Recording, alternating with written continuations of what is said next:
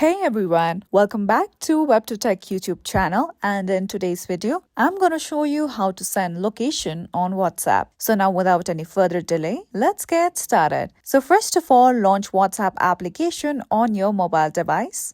Now once you're here on your WhatsApp profile, you can choose any conversation or you can even choose a group chat for the contacts whom you want to send your location to. So for instance, I'm just going to open a group chat for now.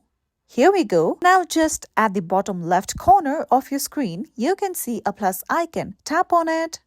With that, a menu like this will appear on your screen. So right here, you can see the option of location. Tap on it.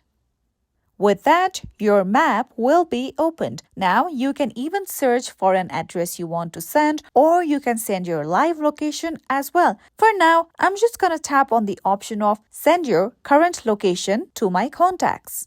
Now here you can see that my location has been sent to my contacts. So by following these easy steps, you will be able to send your location to your contacts or chats on WhatsApp. And that's all for today. If you found this video helpful, don't forget to subscribe our channel.